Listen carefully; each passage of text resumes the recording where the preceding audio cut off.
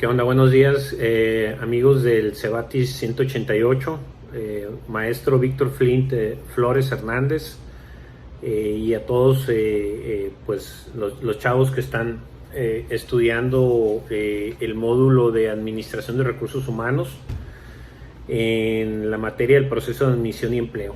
El maestro Víctor me pidió si podía dirigir algunas palabras o algún poco de conocimiento en este tema. La verdad es que con mucho gusto comparto mi experiencia basada no necesariamente en el conocimiento, en la expertise en el tema de recursos humanos, pero sí en las equivocaciones, los errores que al final del día son como hacen que uno aprenda de verdad, ¿no?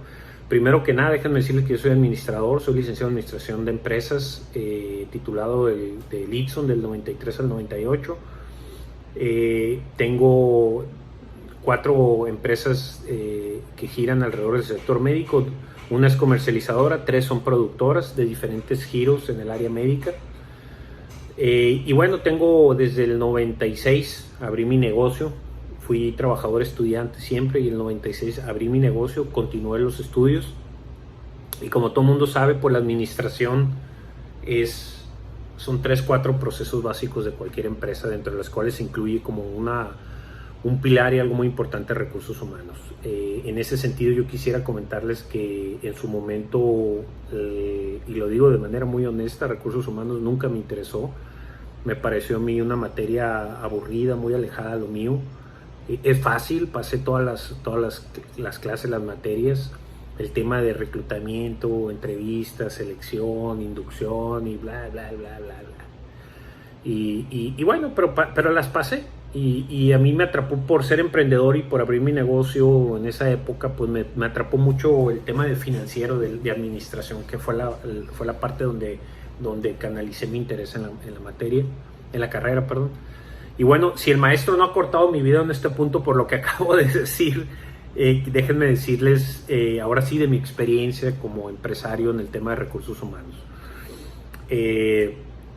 Al principio yo lo hacía todo, yo era un emprendedor, yo facturaba, yo vendía, yo cobraba, yo compraba, yo entregaba, yo hacía todo durante 2-3 años, así fue, del 96 al 98. En el 98 abrimos la sociedad anónima como tal, porque empecé a crecer como empresa y siempre una sociedad anónima te da más, una mejor imagen que la persona física, ¿no? Legalmente es lo mismo, por supuesto, pero bueno, a eso le aposté yo en su momento.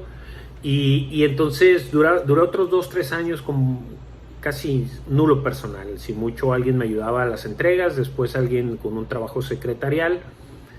Y las empresas, los negocios así son, ¿no? O sea, cuando tú emprendes un negocio y estás apasionado, haces de todo, te gusta, hay muchos problemas, muchos conflictos, pero te gusta. Entonces te empiezas a involucrar mucho en los procesos, en las acciones, y se te olvida que el tiempo pasa y las empresas crecen. Y llegó un momento, en 2002, donde la empresa que era yo y 2 más se convirtió en una empresa de 12 personas.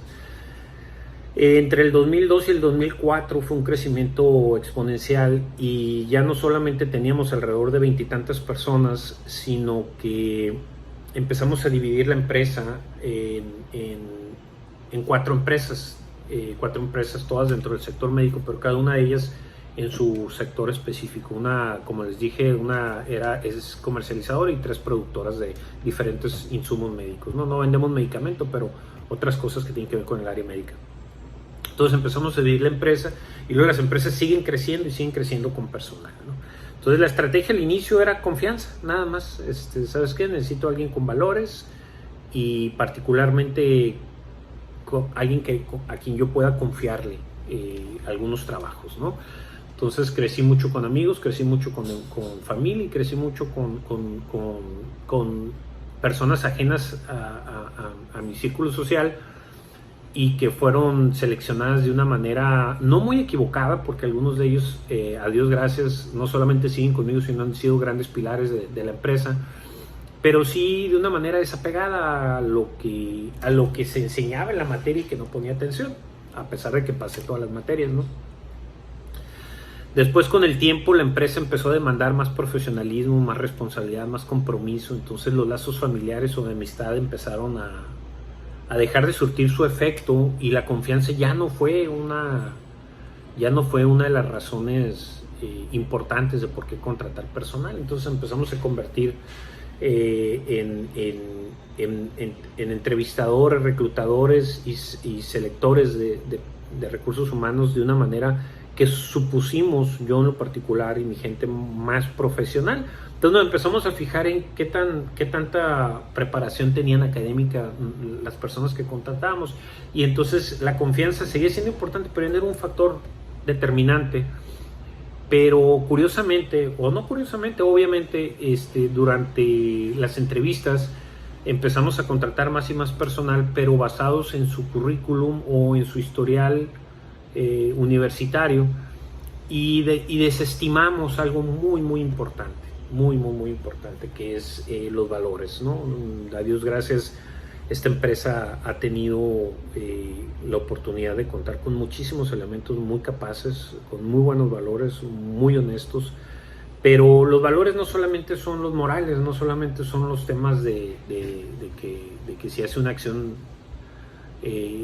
mala o no, sino tiene mucho que ver también con la transparencia, con la honestidad, con el compromiso hacia la empresa, con el compromiso hacia las razones por las que se les contrata, etcétera. Entonces empezamos a crecer con mucho personal, y el ambiente que se empezó a generar en las empresas fue un ambiente un poco desordenado, un poco en algunos casos tóxico, de mucha irresponsabilidad, y la gente comprometida pues se asfixiaba en esta cultura de mucho valemadrismo, ¿no? Al final todo el mundo hacía su trabajo y todo el mundo lográbamos que las cosas sucedieran, si no pues hubiéramos desaparecido evidentemente, ¿no?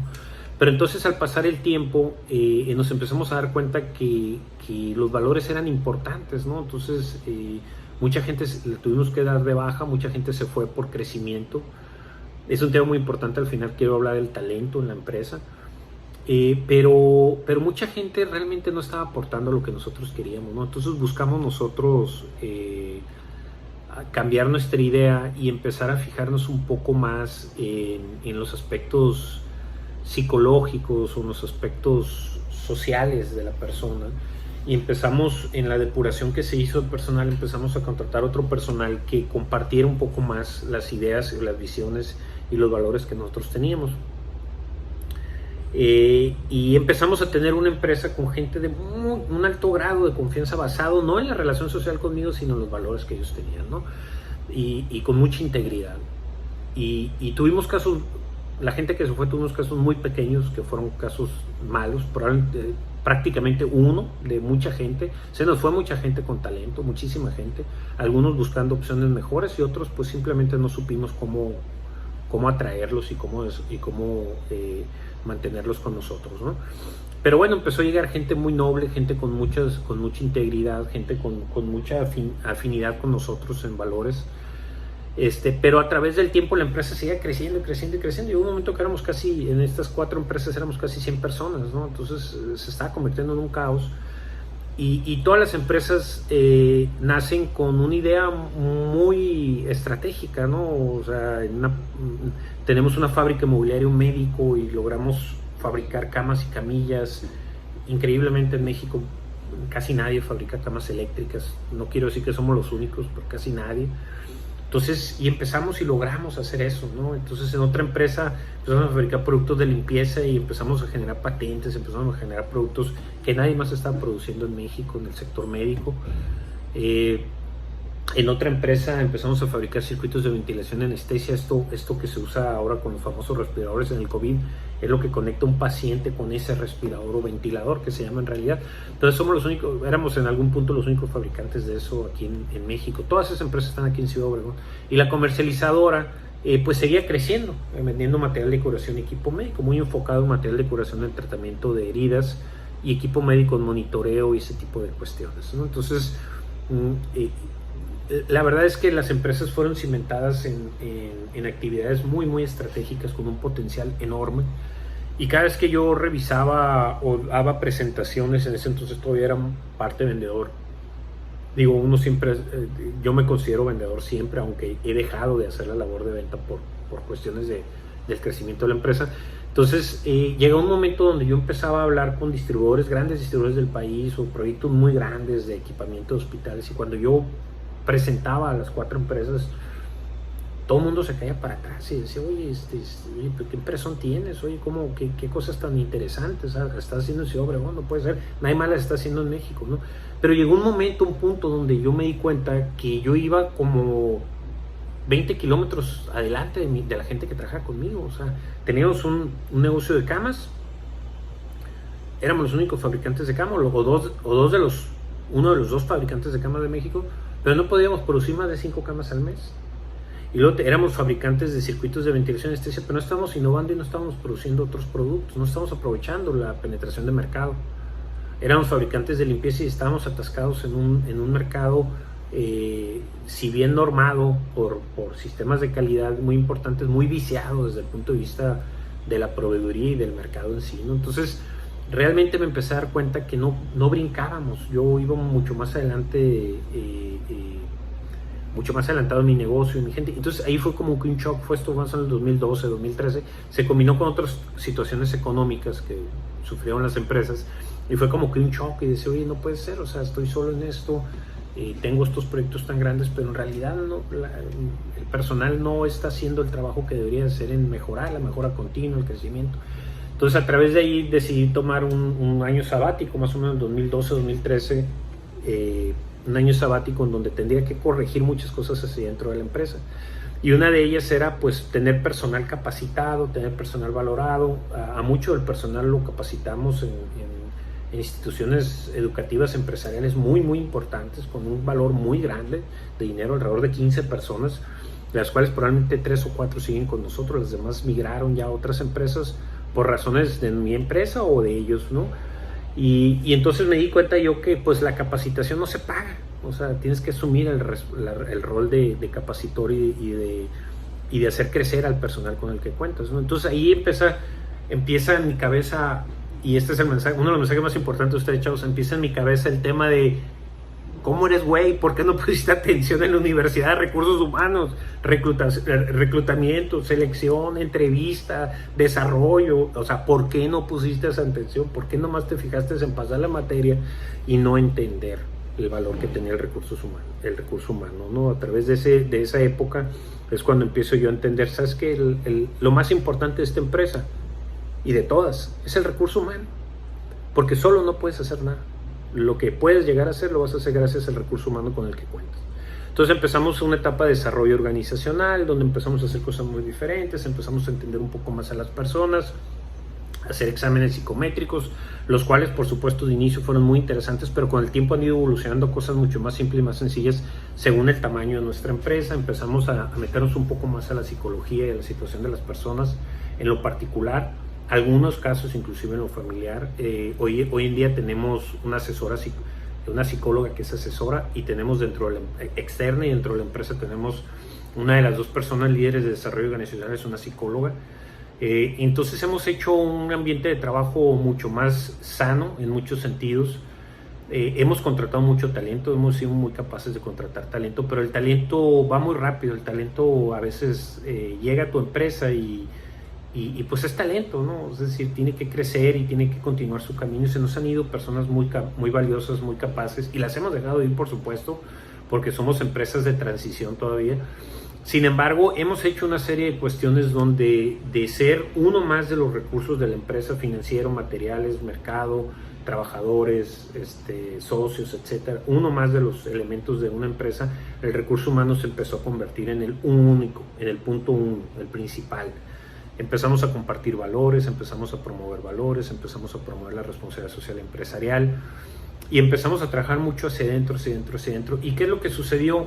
Que en ese tiempo, 2014, 2013, 2014, la empresa empezó a decaer, y durante ese año sabático, que se ha convertido ya no en 2 o 3 o 4 años sabáticos, sino ya en una cultura de la empresa, el apostarle a desarrollar al personal, durante ese tiempo hemos sido mejores empresas en muchos sentidos. Hemos tenido un desempeño mucho mejor. Todo es reto, todo es mejora, y nada es tan fácil como parece, ¿verdad? Pero hemos logrado mejorar las cosas, y eso es gracias única y exclusivamente a que entendimos que el recurso humano es lo más importante en una empresa. confianza en ellos, los valores, compartir valores, los de la empresa y los de ellos, desarrollarlos, no importa si son talentos, todos tenemos talento. Cuando hablamos de talento, regularmente hablamos de alguien que es muy capaz desde joven, ¿no? Pero en realidad todos somos igual de capaces, ¿eh? Todos somos igual de capaces. Entonces es desarrollar ese talento. Algunos ya lo traen desarrollado, otros hay que desarrollarlos. Es darles oportunidades, darles responsabilidades. Estamos implementando aquí algo que se llama micromanagement, que es todos son dueños de su proceso, de su trabajo, de su empleo y responsables directos del resultado, bajo un marco de facultad donde ellos pueden ejercer acciones, ¿verdad? Pero bajo ese marco, por supuesto. Hemos apostado mucho al desarrollo de la persona y hemos tenido grandes ejemplos. En esta empresa te puedo decir que como conclusión, lo más importante hoy en día es nuestro personal. Yo me convertí no en el director de la empresa, sino un gestor de necesidades de todos ellos. Ellos han asumido muy bien su rol. En COVID nos ha demostrado que tenemos gente muy responsable que desde casa ha trabajado en base a resultados. No necesita estar 8 horas, 9 horas en la empresa. Han hecho su trabajo. El tiempo que le hayan dedicado no nos interesa, pero lo han hecho. Han asumido ese rol. Todos en la empresa son importantes, todos, desde la persona que hace el aseo hasta la persona que toma las decisiones más importantes, desde la recepción hasta el almacén, desde las ventas pasando por las compras, todos son importantes. Yo recordaba cuando estaba queriendo hacer este video, recordaba el tema aquel del Challenger, ¿no? Aquella nave espacial que el 85-86 la NASA lanzó al espacio, este transbordador espacial, y que al despegar a los 15, 14, 16 segundos algo pasa y se convierte en una llamarada impresionante. Todo eso lo vimos en vivo en su momento, cuando la televisión era realmente mucho más influyente que ahora, y fue sorprendente. Yo recuerdo que el dibujo en el cielo del humo fue un alacrán, se dibujó un alacrán de una manera impresionante, ¿no? Y ahorita que estaba platicando, quería platicar este tema de la importancia de todos y cada uno de las personas y sus puestos y su desempeño y su trabajo en la empresa, sin importar ni el nivel ni el puesto en sí. Me acordé mucho de eso, ¿no? Cuando yo recuerdo que en aquella época eran años de planeación de la NASA, miles de millones de dólares, súper preparados, los súper talentosos, las personas que desgraciadamente fallecieron, tardaron mucho en organizar ese vuelo. Fue una serie de cuestiones bien interesantes, bien importantes que hace ese tipo de institutos para que las cosas le salgan simple y sencillamente perfecta, y pues se destruyó.